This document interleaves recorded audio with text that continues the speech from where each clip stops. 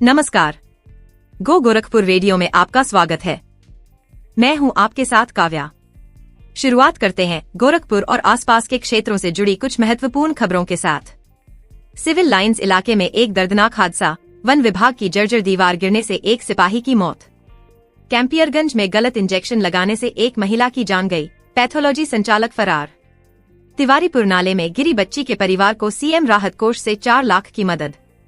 पारिवारिक विवाद में पत्नी की हत्या, आरोपी पति गिरफ्तार। शहर में विरासत गलियारा परियोजना के कामों में तेजी लाने के निर्देश। गोलघर को नो वेंडिंग जोन घोषित किया गया, नियम तोड़ने पर लगेगा 5,000 का जुर्माना।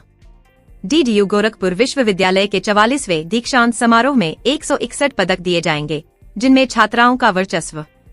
आइए अब खबरों को विस्तार से जानते हैं।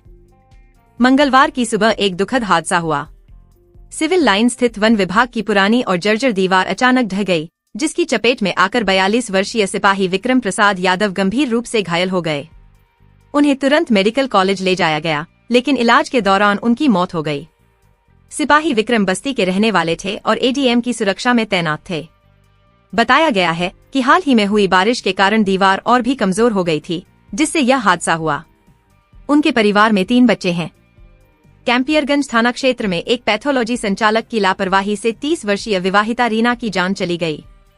बुखार होने पर रीना इलाज के लिए पैथोलॉजी गई थी, जहां इंजेक्शन लगने के बाद वह बेहोश हो गई और उनके मुंह से झाग निकलने लगा। उन्हें अस्पताल ले जाया गया, जहां डॉक्टरों ने उन्हें मृत घोषित कर दिया। घटना के बाद पैथोलॉजी संचालक दुकान बंद कर फरार हो गया। रीना के पति ने पुलिस में शिकायत दर्ज कराई है। सोमवार को तिवारीपुर में खुले नाले में गिरने से 10 साल की बच्ची आफरीन की मौत के बाद उसके परिवार को आर्थिक सहायता दी गई है। मुख्यमंत्री राहत कोष से 4 लाख रुपए और नगर निगम के ठेकेदार द्वारा भी 4 लाख रुपए दिए गए हैं। यह हादसा नगर निगम द्वारा चल रहे नाला निर्माण कार्य में लापरवाही के कारण हुआ था। स्थानीय पार्षद ने पीड़ित परिवार को पीएम आवास योजना का लाभ देने की भी मांग की है। डोहरिया बाजार में एक पारिवारिक विवाद ने हिंसक रूप ले लिया, जिसमें एक पति ने अपनी पत्नी की हत्या कर दी। पति सोनू सिंह ने दुकान के काम को लेकर हुए विवाद में अपनी पत्नी वंदना सिंह 38 के सिर पर गैंता से हमला कर दिया। गंभीर हालत में उन्हें अस्पताल ले जाया गया, जहां डॉक्टरों ने उन्हें मृत घोषित कर दिया। आरोपी पति को चिल्लूपार पुलिस ने गैंता के साथ गिरफ्तार कर लिया है। मृतका अपने पीछे 2 छोटे बच्चों को छोड़ गई है। शहर की विरासत गलियारा परियोजना पर काम में तेजी लाने के लिए जिलाधिकारी दीपक मीणा ने संबंधित विभागों के अधिकारियों के साथ बैठक की। उन्होंने रजिस्ट्री और मुआवजे के भुगतान में तेजी लाने के निर्देश दिए। मुख्यमंत्री योगी आदित्यनाथ ने भी इस मार्ग का निरीक्षण कर व्यापारियों को उचित मुआवजे का आश्वासन दिया था। जिलाधिकारी दीपक मीणा ने मंगलवार को राजस्व वसूली, सीएम डैशबोर्ड और IGRS एकीकृत शिकायत निवारण प्रणाली की समीक्षा की। उन्होंने अधिकारियों को शिकायतों का समय पर और गुणवत्तापूर्ण निस्तारण करने के निर्देश दिए। साथ ही उन्होंने बिजली चोरी रोकने और उपभोक्ताओं की शिकायतों को तुरंत हल करने पर भी जोर दिया। शहर के व्यस्ततम इलाकों में से एक गोलघर को अब नो वेंडिंग जोन घोषित कर दिया गया है। यातायात पुलिस ने जगह जगह बोर्ड लगा दिए हैं। अगर कोई भी यहां सामान बेचते या गाड़ी पार्क करते हुए पाया गया तो उसका सामान जब्त कर 5,000 रुपए का जुर्माना लगाया जाएगा। यह कदम यातायात जाम की समस्या को खत्म करने के लिए उठाया गया है। दीनदयाल उपाध्याय गोरखपुर विश्वविद्यालय का 44वां दीक्षांत समारोह 25 अगस्त को आयोजित किया जाएगा।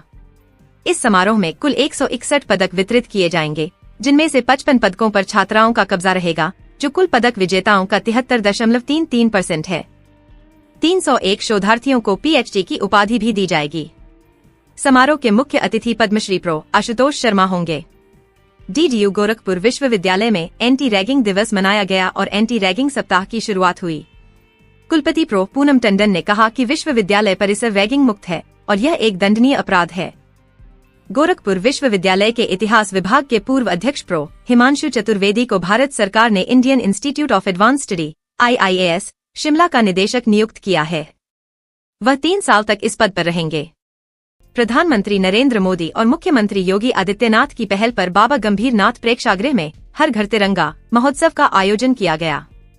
महापौर डॉक्टर मंगलेश श्रीवास्तव ने कहा कि जब देश का हर नागरिक राष्ट्र प्रथम की भावना से काम करेगा तो भारत को विश्व गुरु बनने से कोई नहीं रोक सकता।